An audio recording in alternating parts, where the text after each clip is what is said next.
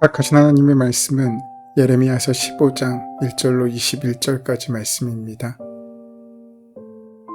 여호와께서 내게 이르시되 모세와 사무엘이 내 앞에 섰다 할지라도 내 마음은 이 백성을 향할 수 없나니 그들을 내 앞에서 쫓아내보내라.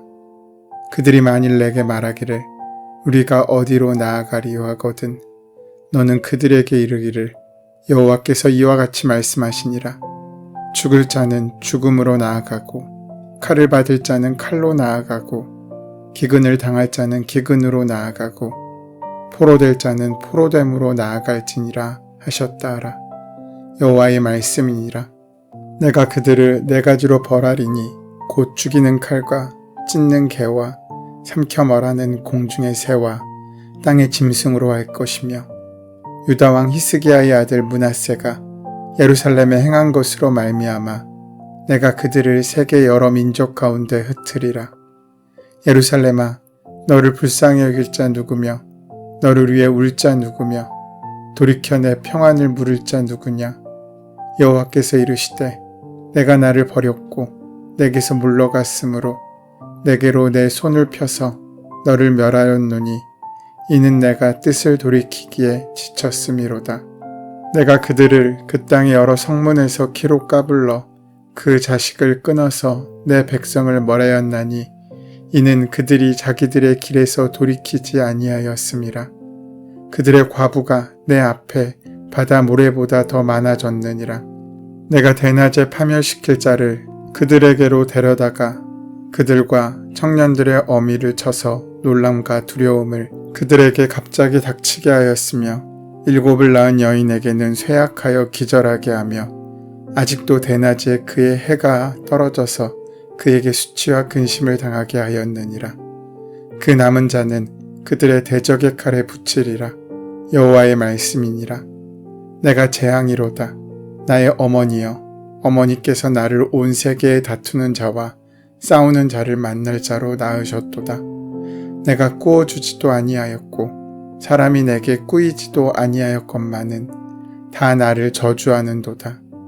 여호와께서 이르시되 내가 진실로 너를 강하게 할 것이요 너에게 복을 받게 할 것이며 내가 진실로 내 원수로 재앙과 환난의 때에 내게 간구하게 하리라. 누가 능히 철 곧 북방의 철과 놋을 꺾으리요.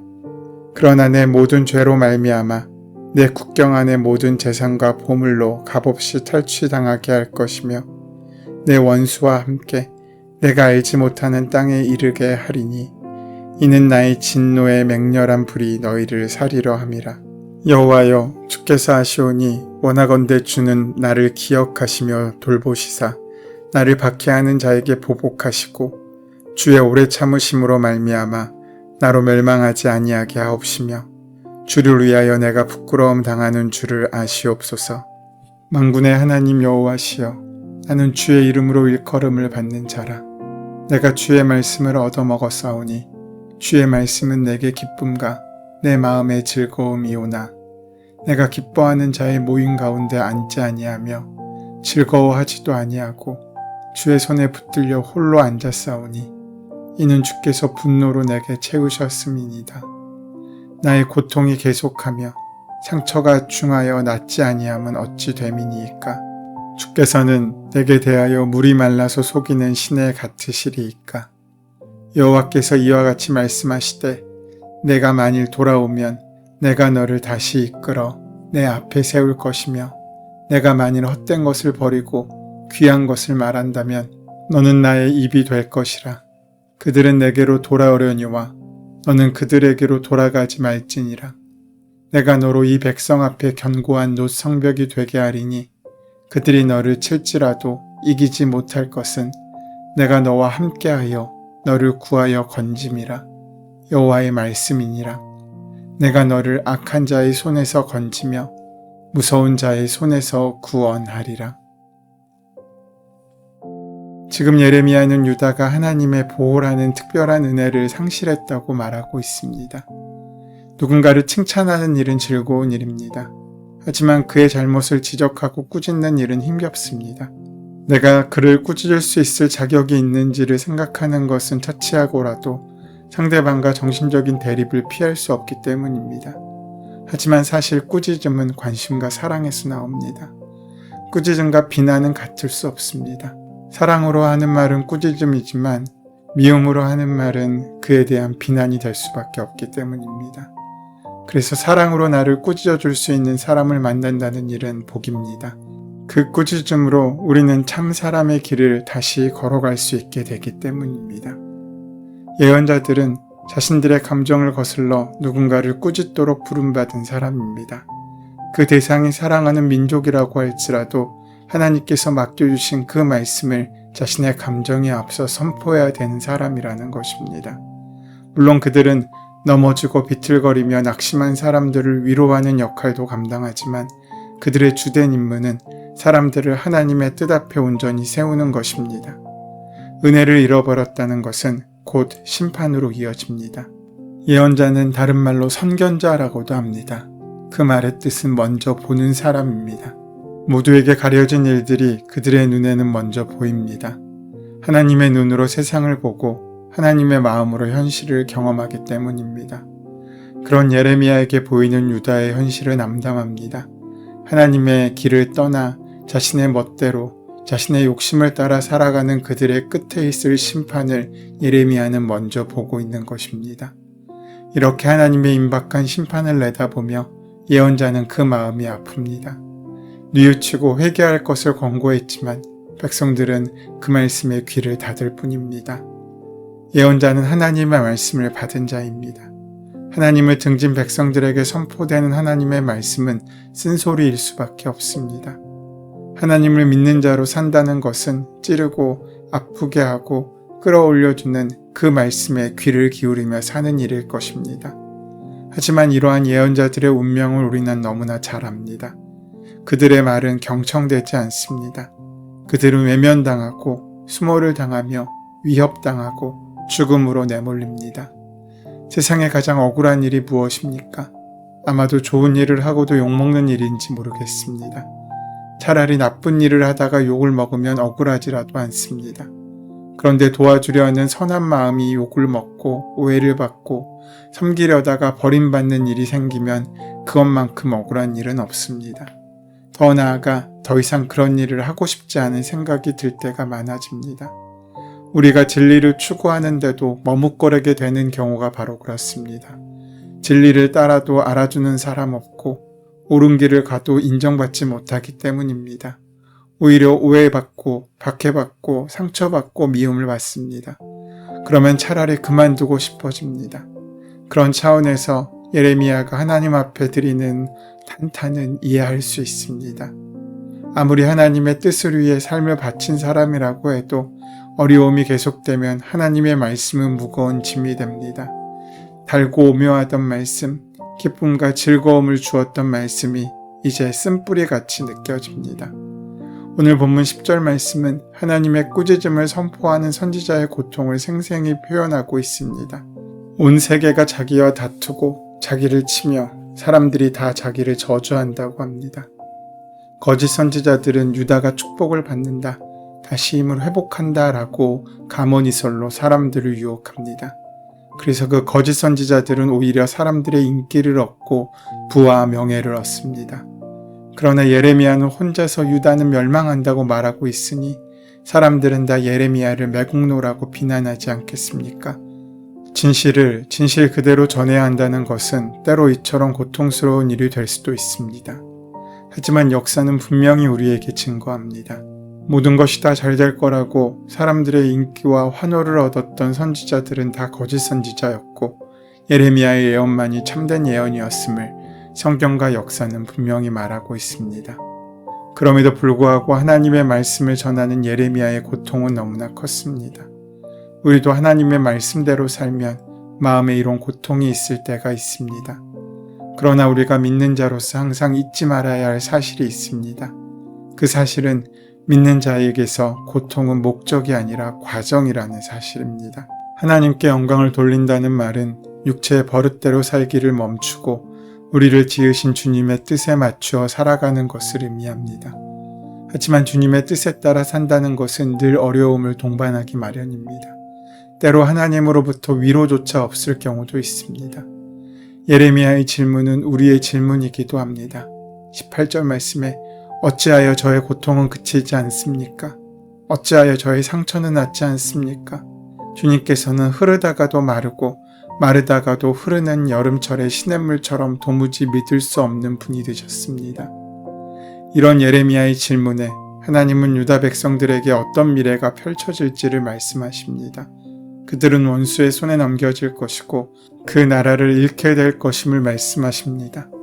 우리가 알듯이 포로가 되어 겪게 되는 고난의 시간들에 대한 말씀입니다. 이 말씀을 왜 예레미야에게 하시고 있으십니까? 그것은 지금 예레미야의 사역이 틀리지 않았다는 것을 말씀해주고 있으신지 모르겠습니다. 유다 백성들에게 회개를 선포하고 개혁을 요구하는 사역이 결코 틀리지 않았음을 알려주고 있으신 것입니다. 그들이 회개하지 않는다면, 돌아서지 않는다면 그들에게 닥칠 미래는 뻔하다는 뜻입니다. 제각기 자기의 이로움을 추구하는 사회에서 긍휼과 나눔을 실천하는 것은 참으로 어려운 일입니다. 더 높은 것을 향하고 더 많은 것을 얻으려는 풍조 속에서 낮은 곳을 향하고 겸손함을 갖는다는 것은 미련해 보이기까지 합니다. 친구를 위해 목숨을 버리는 사랑은 사치스러워 보이기까지 합니다. 그런 조롱이 만연되어 있습니다. 그래서 우리는 그리스도의 말씀과 행동에 자신감을 잃어버립니다. 하지만 사랑하는 여러분, 오늘 하나님께서는 예레미야에게 이렇게 말씀하고 있으십니다. 너의 길은 옳다. 너의 사역은 틀리지 않았다고. 너의 걷는 길은 결코 헛된 길이 아니라고 격려하고 있으신 것입니다. 그리고 이 말씀을 예레미야뿐만 아니라 오늘 그 길을 걷다가 낙심하여 지쳐 쓰러진 우리에게도 하고 있으신 것입니다.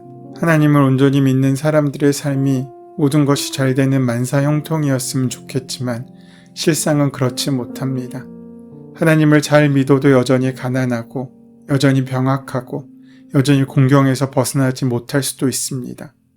그런 현실 가운데 안타까운 마음으로 할 수만 있다면 돌을 떡으로 바꾸고 싶고 세상의 권세를 얻기 위해 악과도 타협하고 싶을 때가 있습니다. 하지만 그럴 수는 없습니다. 그래서도 안 됩니다. 참된 신앙이란 보상이 있기 때문에 하나님을 믿는 것이 아닙니다. 하나님 그 자체가 우리의 보상이시고 하나님을 만나고 하나님의 자녀가 되는 것이 우리의 참된 축복이기 때문입니다. 그러하기에 그 하나님을 향해 나아가는 삶, 하나님의 택하신 민족이 되는 삶, 하나님의 자녀가 되는 삶을 위해선 보상이 있든 없든 그것이 하나님의 뜻이기에 울면서라도 그 길을 걸어야 합니다. 하나님은 우리에게서 모든 어려움과 고통을 제거해 주시는 분이 아니십니다. 고통은 견디기 어려운 것임이 분명합니다. 하지만 하나님 안에서 겪는 고통엔 그만큼의 가치가 있습니다. 그런 고통은 나 자신조차 알지 못하는 나 자신에 대해 더 잘 알도록 해주기 때문입니다. 최악에 처한 사람이 세상에서 할 수 있는 최선은 결코 절망하지 않음을 보여주는 것입니다. 좌절하고 절망하지 않을 뿐 아니라 그 모든 삶의 계기를 온전함을 향한 디딤돌로 삼고 나아가는 일입니다. 하나님께서는 우리에게 그럴 능력을 허락하십니다. 살다 보면 넘어지기도 하고 상처를 입기도 합니다. 하지만 그때마다 다시 일어나 꾸준히 하나님께로 향할 때 하나님은 그런 우리를 지켜주실 것입니다. 세상이 필요로 하는 사람이 되려고 하기보다는 내면의 진실에 귀를 기울이며 사는 것, 이것이 바로 온전함을 이루는 길입니다. 예레미야에게 새로운 소명을 주신 주님은 그를 튼튼한 놋의 성벽으로 만드시겠다고 말씀하십니다. 하나님의 뜻을 자신의 길로 삼은 사람은 이미 아무도 흔들거나 정복할 수 없는 놋의 성벽입니다. 우리는 주님의 손에 붙들린 사람들입니다. 이런저런 세상의 유혹 가운데 그 마음을 빼앗기지 마십시오. 오히려 새로운 세상을 이루시려는 주님의 꿈에 우리를 동참시켜 달라고 주님께 기도하고 감사하십시오. 확신을 가지고 당당하게 그 길을 걸으십시오. 그 길을 걷다가 상처를 입어 절뚝거리더라도 그렇게 주님을 향해 나아가는 그 길을 포기하지 마십시오. 하나님의 뜻을 거역하는 사람들에게 고개를 숙이지 마십시오.